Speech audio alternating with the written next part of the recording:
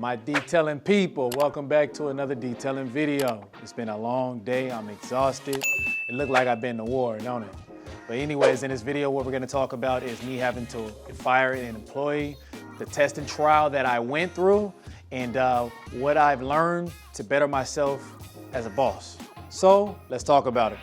Hey Wayne, so while you cleaning, man, you just fired an employee?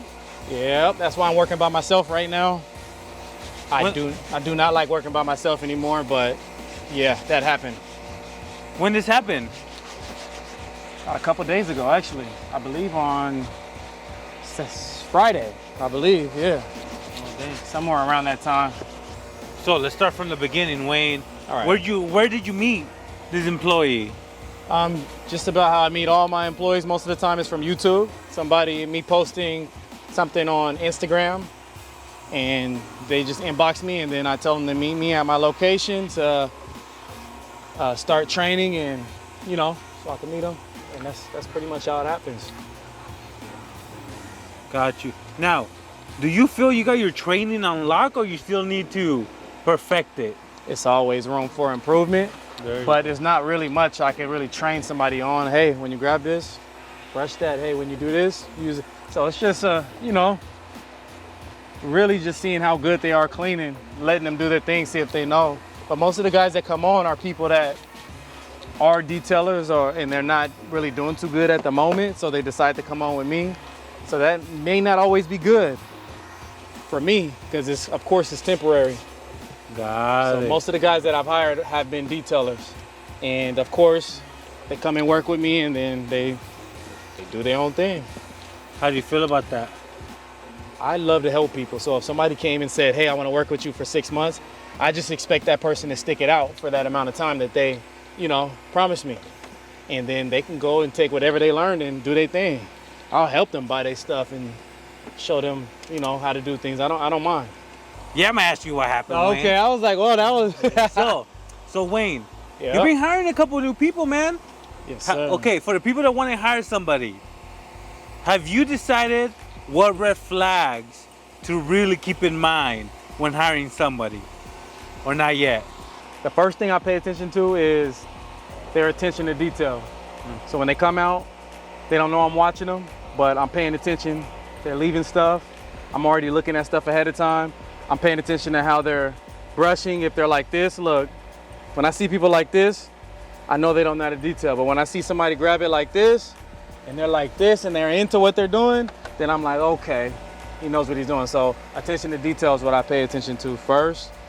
And then also, I'm paying attention to when I tell them to do something, their reaction. You got those people, hey, you missed a spot over there. And they're like, I got you, bro, no problem.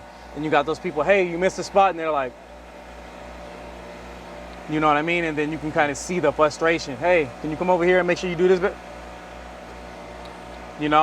I like communication. I got you, bro, my bad. Hey, I'll get it next time. We're not all perfect, but I got you, bro. Like, I like communication. So I know how you feeling.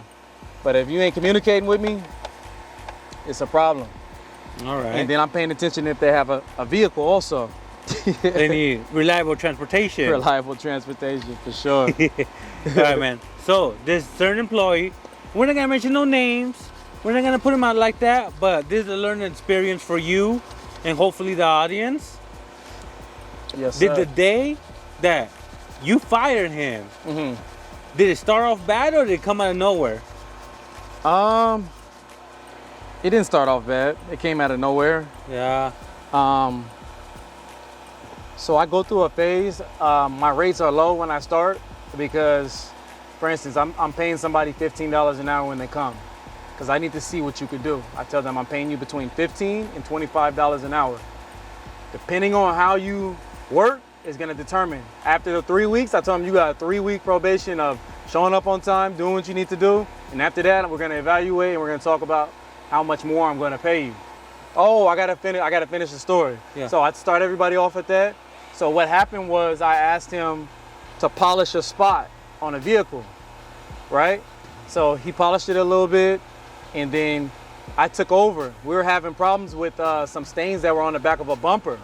So we were trying different methods. So he sat down for a second, bro. and 10 minutes go by, and I'm like, cool, he's taking a break, no problem. Then I checked the time again, 20 minutes went by. And then I said, hey, brother, you've been sitting there for some time and I'm paying you. And then I said, how would you feel if I was working for you and you were sitting there that long? Would you feel the same way I feel? And then, you know, he was just like, there's nothing to do. It's a one-man job. You're just polishing a bumper. So, you know, I'm chilling. So Wait, sorry to cut you off. Yeah. But what would you have liked him to do? For one, he could have been standing over me and we could have been, you know, shooting stuff at each other like, hey, I think you should do this. Hey, I think you should do that. Hey, try this method. Hey, because I was having a little bit of problems with getting this damage out of the back of a bumper. And he was sitting there chilling in his own world. So I asked him, like, there's multiple things for you to do. You could organize the van, you could wipe down, you could stand over me and we could take turns. And when I told him we could take turns, he told me, you don't pay me enough to polish. So With an attitude, Wayne? well, he's a very calm person. Okay. So you never really know if he's mad or if he's fussed. So he was just like, you don't pay me enough to polish. And I was like, brother, but this evaluation, didn't we agree that after 3 weeks, we were gonna determine what you're gonna get paid? So this is your time to prove yourself. And then he's like, I'm not gonna risk burning through paint for $15 an hour. And I was just like thinking in my head, like, if something happens, it's gonna be my fault, not his. But maybe he's speaking about reputation, I don't know.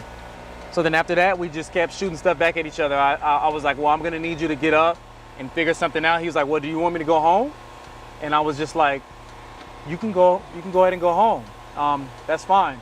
And then he had said something else like, oh, he said, I don't like how you're talking to me. So I said, I apologize if I came off any kind of way wrong. And he said that there was nothing wrong. And then it wasn't making any sense, but he was just frustrated. So I just told him, like, I think it's best that you don't come back, and that's okay. So we ended it cool. He left, came back to the shop. He dropped the stuff back off. We shook hands. I told him I appreciate him. He dropped off his uniform, and that was that. So really, Reyes, what I learned from that is that I'm going to have to ride people I feel like a little harder in the beginning. Like, I was a little too laid back a little bit, and I guess he felt comfortable to chill. So I'm going to interview people, and I'm like, hey, I'm gonna be telling you what you to do. I'm gonna need you to move. There's no sitting around. Even when there's nothing for you to do, there's always something to do. So, one thing you've learned, Wayne, be a little bit more strict, be a boss from the get-go pretty much? Be a better interviewer. I just let people come on without an interview. It's like more of like a working interview, but I think I need to go out, sit and eat with somebody and check out their personality and really, you know, because it can be frustrating running into people that you invest your time into and you see a vision and you're hoping that they're that person and it's not that. So I'd rather just sit down and not waste anybody's time. So are you able to take advice? I'm gonna need you to hustle. No sitting around. I need you to take this job as serious as if it was yours. Like, it's so hard finding people that treat a job as if it's their own. Like Javari and Arbeth, we've been through our trials and errors. Arbeth has quit, he came back, but now he rocking, you know what I mean? We went through our trial and error.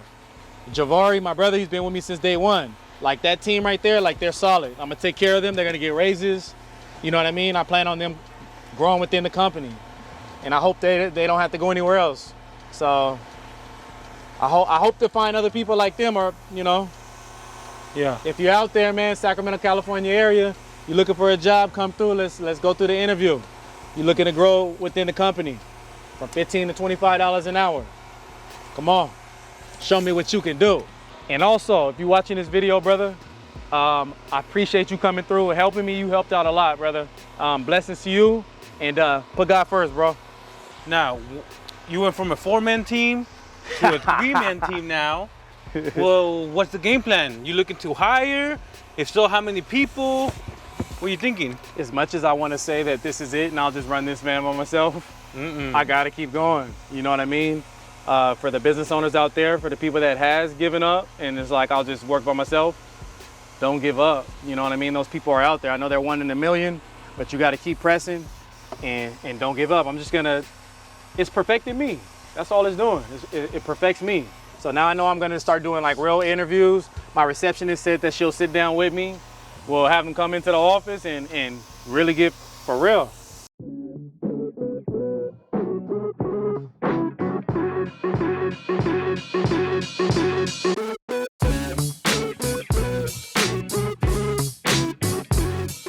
All right, Wayne. Yes, sir. Just real quickly, this is what you meant by, you know, the hater stains. Yes, sir. Don't let the bird droppings or anything, tree sap, sit there too long because it will eat through your clear coat. And then you're gonna have a bigger problem. So what's the solution for that? Would it be a polish? It's gonna be protection. Yeah. It's gonna be a sealant, it's gonna be a wax. Well, it's what gonna be about now? Ceramic coating. Is it too late? Once it goes through, nah, there's nothing I can do for it. Not even a polish will get that out. Nah, man, it goes deep down, it sinks in. I've sat there all day with some and it's there. There you guys have it. Hey, let me know what you guys think in the comments down below. That's what I experienced. That's my test and trial.